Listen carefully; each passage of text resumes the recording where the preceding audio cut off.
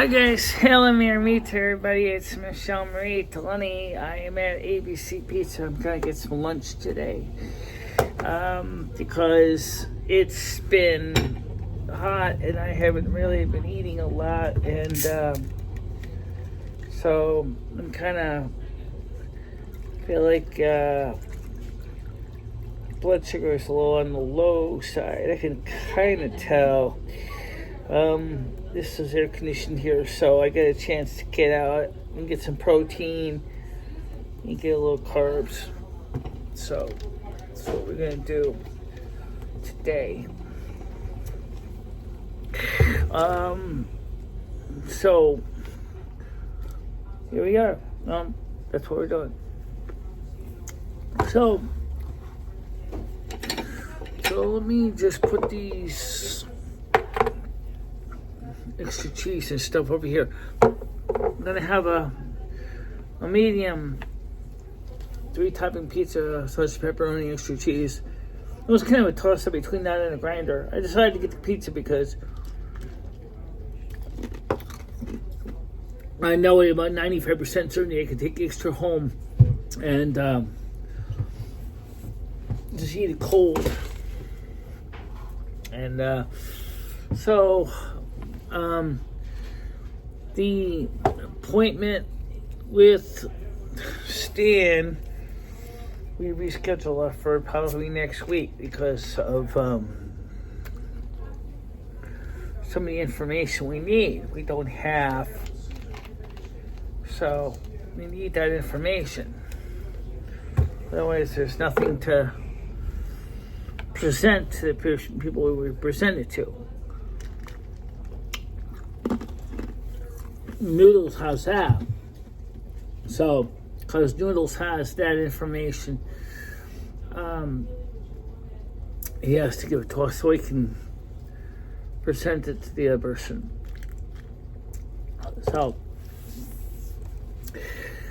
So here we have,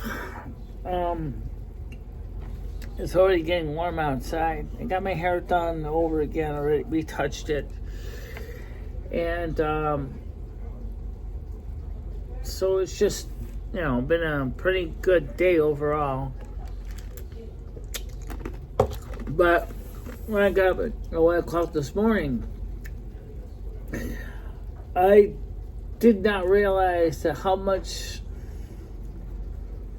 energy expenditure I was going to end up doing.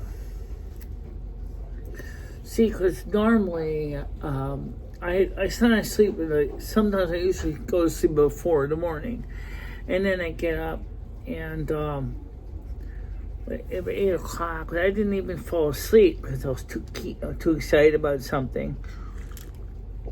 So I ended up basically just searching stuff on the internet, and then we had a morning show, and I was starting to feel kind of fatigued. And then I was like, oh, well, I guess I'm stuck being awake for this. And, well, here I am. Had the morning show, done with my hair appointment. And then after the hair appointment, this is 2:25, going to have lunch. And then after going to have lunch, which is also my dinner, I want to go snuggle back in the mattress again. And then tonight, me and Lomi and Carmen are supposed to be playing World of Warcraft again. And then tomorrow morning, it's the same old grind. Get up at 8 o'clock to have the 10 to 12 show and sleep in again because it's been so hot. I haven't really had any energy to do anything. And so I just been sleeping crazy hours because of this heat. And summer is really hard on me for that reason. So like it pointed out about what I found about Rio de Janeiro. Beautiful place, but unfortunately, I don't think my body could handle Rio de Janeiro. I don't think it could handle it. I mean, it's just there's too much heat, too many people, and I'm sure there are Brazilians that probably have similar issues with me that are introverted, or a little bit of ambivert nature that can deal with some people for a while. But if you're autistic spectrum, you wear out quickly around a lot of social. What do you do? One of the nice things is with me is at the end of the day, when I'm tired of dealing with a socialization for 2 or 3, 4 hours, then I can close the door and, in the case of summer, turn on the air conditioner, lay on my mattress, fall asleep, and wake up about 4 or 5, 6 hours later and deal with the next level of event.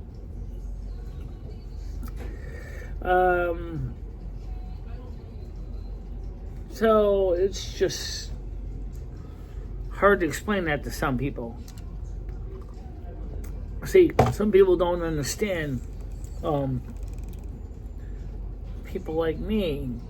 I mean, we're good people, we love everybody, but we can only tolerate with so much before we have to politely say, I need to withdraw. But, so if I could see me living in Rio, I probably would be climbing the walls by the time after my first major party binge first night. I'd be there, and then next thing you know, it's like, okay, I'm done. Stick a fork in me, I'm done. Because I'm not really a social person, so I mean, I could do it to some extent, but not every day. No, I think I would be very miserable. So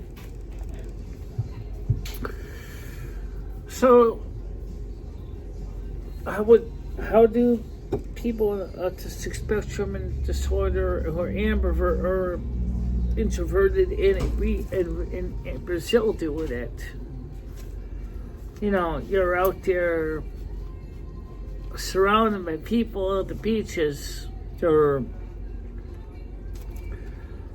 carnival, all the food, all the excitement. And then deep down, quietly, you're like, oh, I just want to chill out. Well, here's what they do know about Brazil. That is common sense, okay? They don't talk about this for a majority of people, because for a majority of people, this isn't an issue. If you go to a small town in Brazil, you're dealing with the same problem as you would in a small town in Connecticut. Is there mass transit? Probably not. Are you going to be able to get to the store? I'm going to leave the language barrier thing out for a minute, because that's a given, okay? So you're dealing with a language barrier, and maybe if you're lucky, maybe if some cases you might be lucky enough to find someone that speaks English.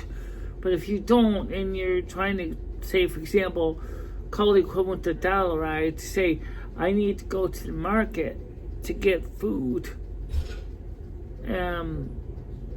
Or maybe you could order through Amazon or through Instacart, if they have one over there in Brazil.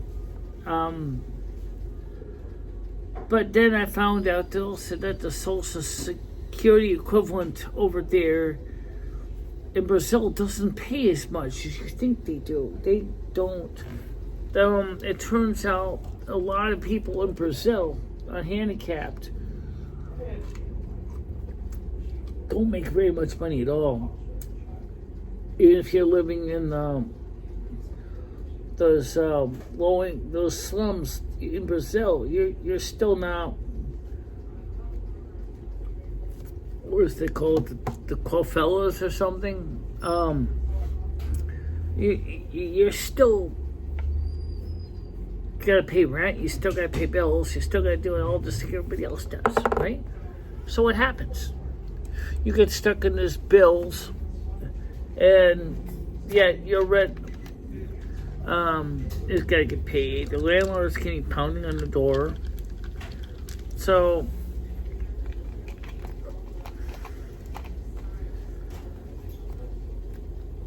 and I hear that the way rent works over there in Brazil is you gotta pay property taxes with your rent. Something in the United States, a landlord does that. You're just renting, but in a way, you're actually indirectly paying his property taxes. But then there, you have to pay for your own property taxes, even if you're renting an apartment. So, I don't think it's ever going to happen for me to ever go to a place like that. I'd love to see it. I think it's called the favelas. Yeah, the favelas, something like that. But I was like, I'd love to see this place, but I don't know if I could afford to emotionally or financially live there. If that makes any sense. It's just too expensive, you know. I love the idea, but I just don't think it's going to happen. So,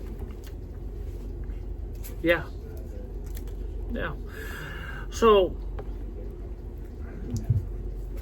tonight, Carmen wants to play World of Warcraft at 7. So when I get home after I eat this, I gotta hurry up and kiss the mattress, get some sleep, get up for that. Now, Carmen is kind of patient. I mean, she'll understand if I don't get up exactly on time. But,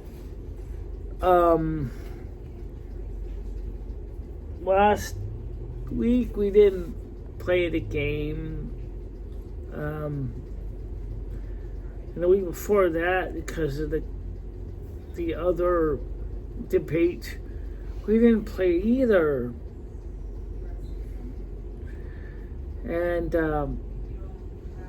I feel like, you know, I kind of let her down, because how can I said I would play and we didn't play, and then,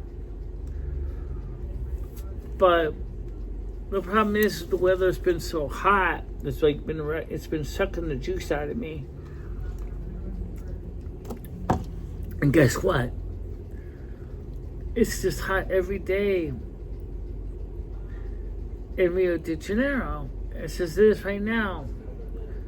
27, 28 degrees, 29 in some cases, 30 once in a while. So how are you going to handle that?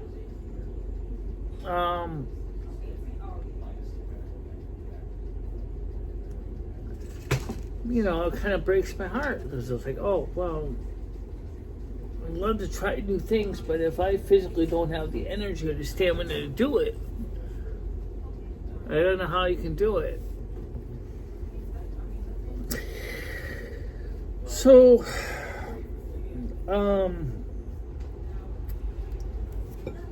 so I'm gonna have some lunch, and then after I eat, I'm gonna go home, like lay down, sleep for a while. I came in here because they have air conditioning, because that's the reason I came here. Because first of all, I was like, okay, I haven't eaten really anything substantive in days, okay? Bowls of grape nuts cereal for days, all right? And you're probably asking yourself, why have you been eating so little when you got $180 in food stamps?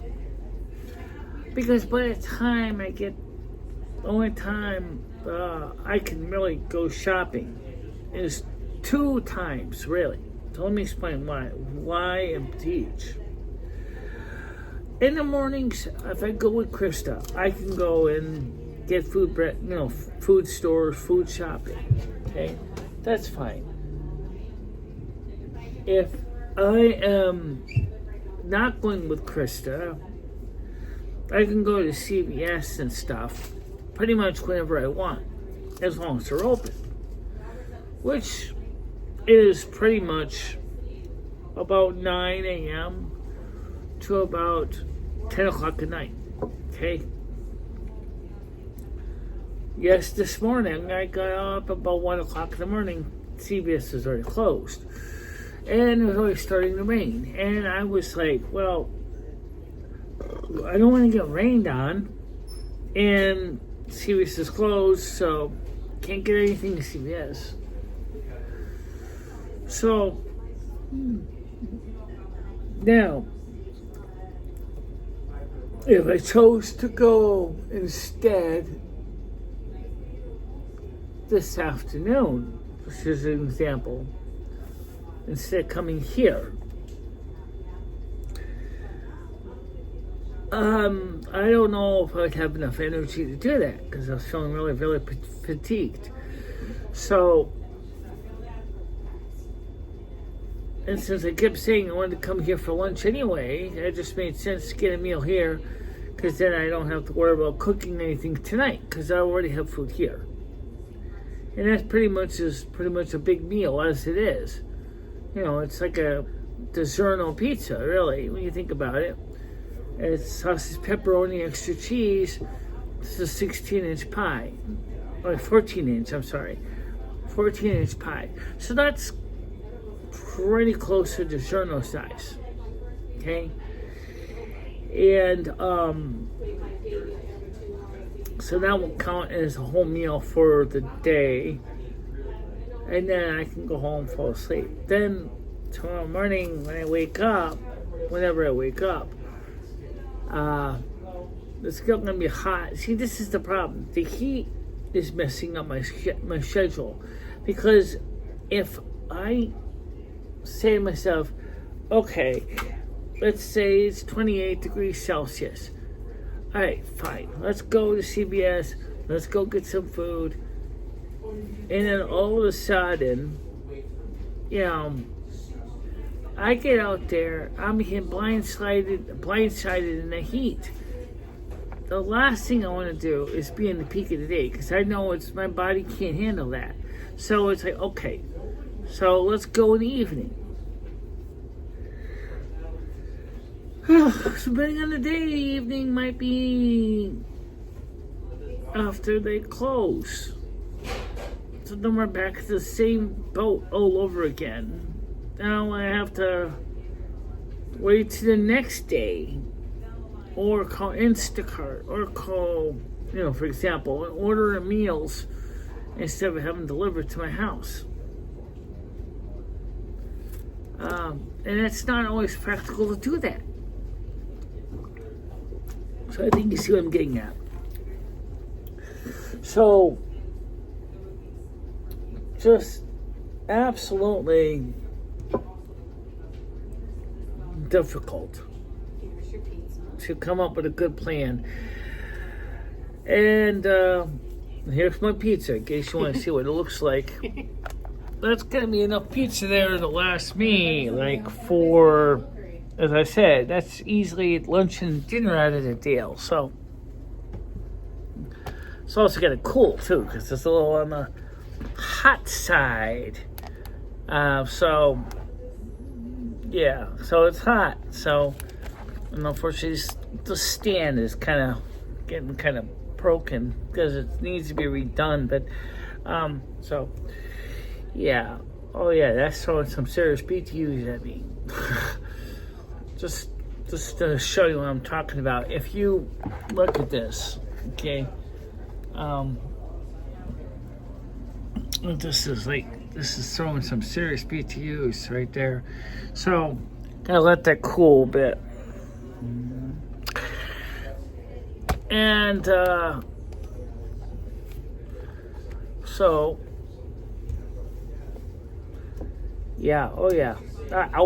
yes, that is very, very, very, very, very hot. Ooh. I let that cool for a bit. I know I can cool it down by absorbing the heat, but to do that is I've already fatigued enough of the heat as it is.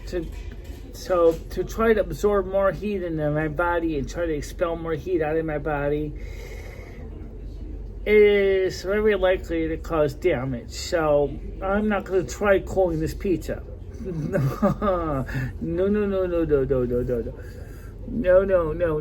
hell no.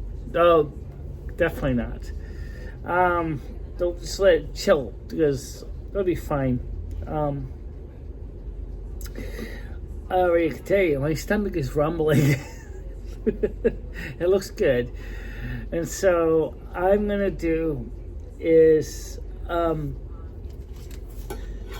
just take one piece off here so you can see it here. This is the pizza, and so 2 pieces actually. I'll probably just take about half of this home, probably maybe a third of it home. Just like there's like 1, 2, 3, 4, 5. There's like 1, 2. There's like 10 pieces here. Okay, so there's 5 pieces. So if I have 5 pieces of pizza for lunch, then I can have the other 5 pieces. The other 5 pieces, or 3 pieces for dinner tonight, which is absolutely fine. That's fine with me. So yeah, that's what I want to do. But I wanted to explain this to you about, what's going on and